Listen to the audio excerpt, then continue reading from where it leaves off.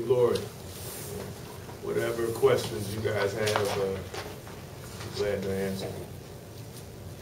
Would you start with a look at Ball State coming up to their game Wednesday? Got a chance to watch their last game and watch them on film. You know, one of those teams is what you see with them is what you get. You know, solid defensive team.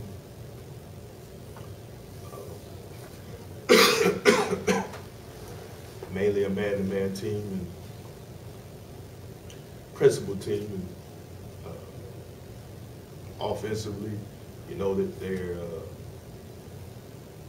point guard Randy Davis is a guy that you got to deal with. Just a tough competitor. And Jared Jones, big guy, you know, is as good as any big guy we got in our league, and a guy, you know, that you know, can score and rebound and plays big. And you know, the perimeter guys are quick and athletic, you know. So you just, you know, their team, you need to play solid basketball and not be your own worst enemy. I mean, you just need to be solid on both ends of the floor.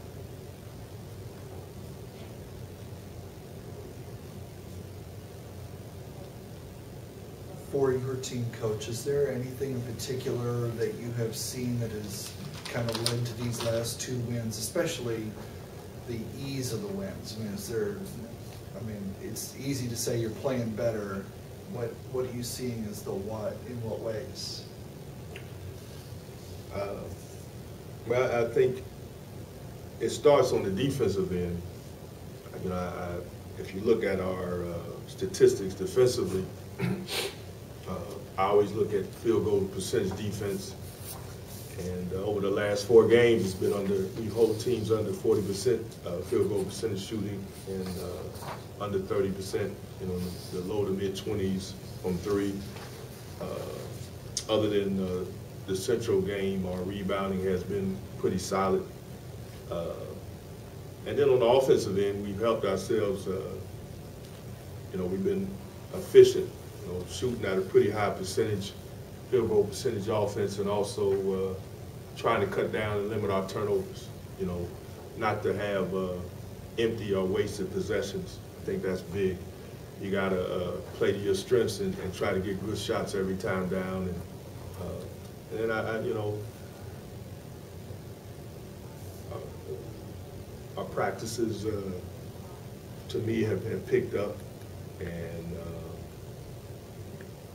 I just think overall we played better basketball on both ends of the court and more consistent. When you say the practices have picked up, is there a reason for that? I mean, it's kind of the sense of urgency amongst the seniors, or you know what? I just think you know what? I think it's a.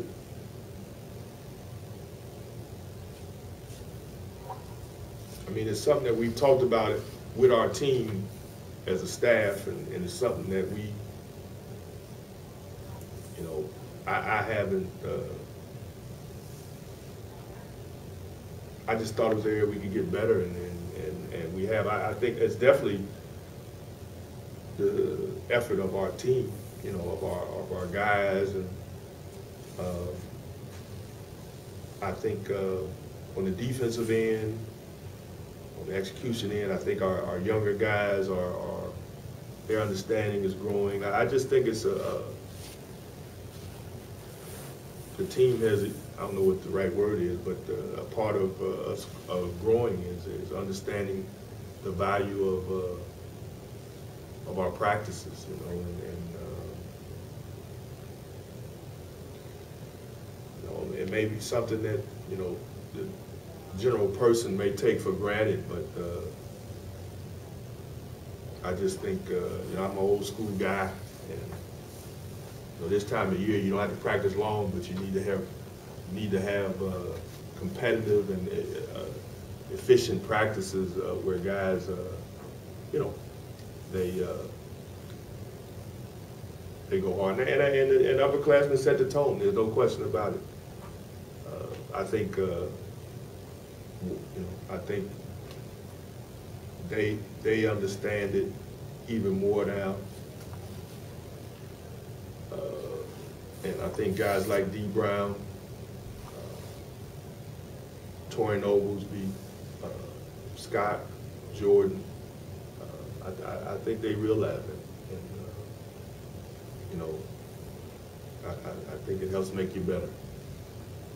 I know it helps make you better when your practices are good. Is there any guy or guys in particular who you say, man, if you watch them in practice now as opposed to early season, they're a different guy? You know what? I won't get into individuals, but I think as a whole, I think just as a whole, I think they just improved as a whole. I mean, as a team as a whole, and I think that's something that we needed to improve on.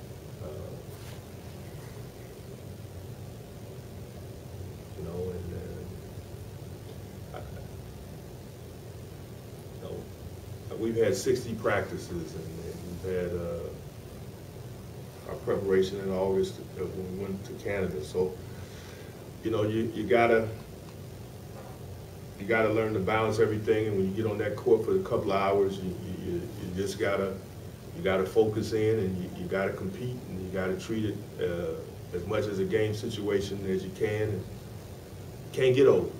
You gotta put the work in. That's how you establish habits. I'm a firm believer in that. That's where you establish your habits. They're not established in games, they're established in practice. And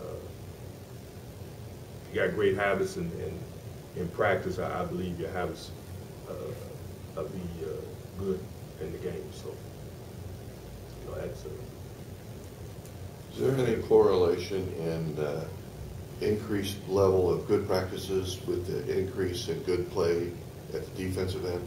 I believe that. Yeah. I believe that. I think so. And also, I think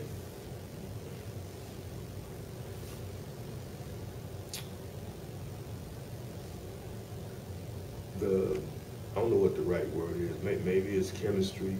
Maybe it's the team. The team. I think the team on the defensive end, our team defense. I can't say that one individual person has improved, because we play, honestly, I mean, you guys seen this, you guys have been around, we play in most of these on.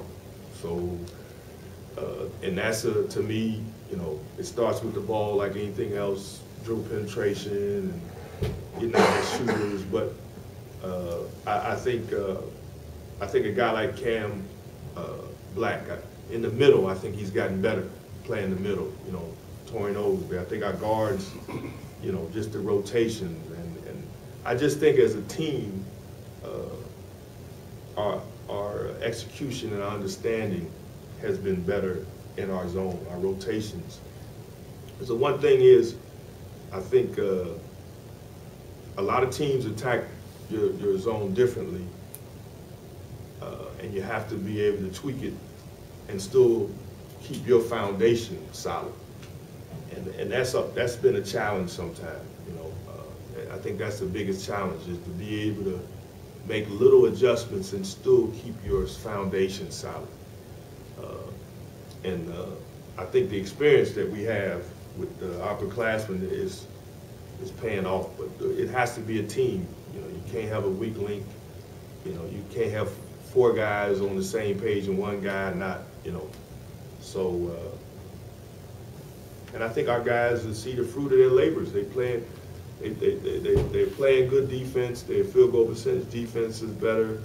Transition defense, all the defensive categories, except for rebounding on occasion, is improved.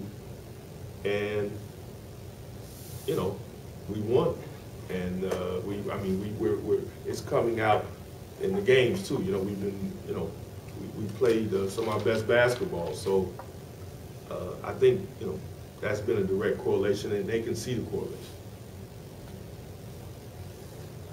Not going to have a chance to talk to you between the Ball State and the Toledo game, and this won't be on until the Toledo game, so it'll look like it's not one game at a time.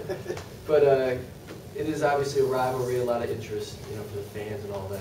Can you just talk about that matchup a little bit, or at least, you know, playing a rivalry game?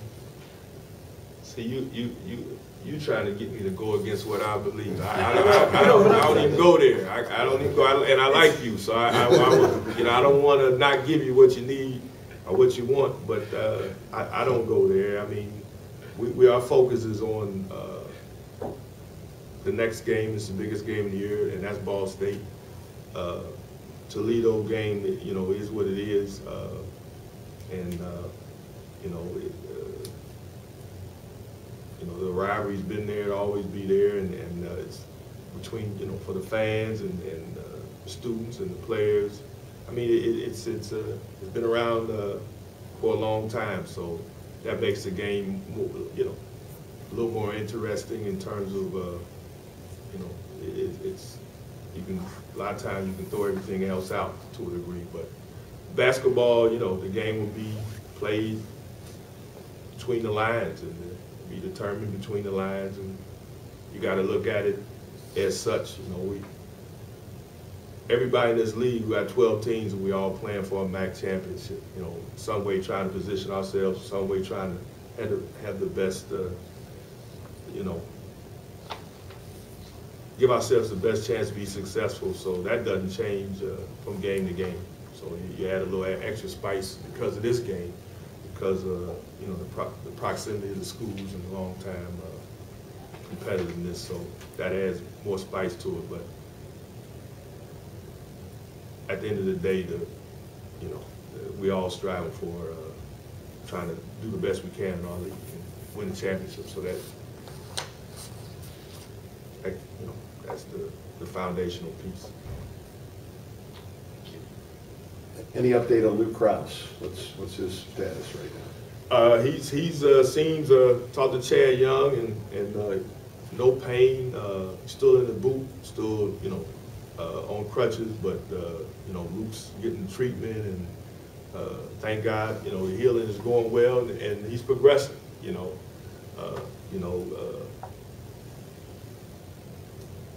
that's the body heals. You know, the Lord made it where it heals at its really at its pace, and Luke is doing everything he can to help enhance that.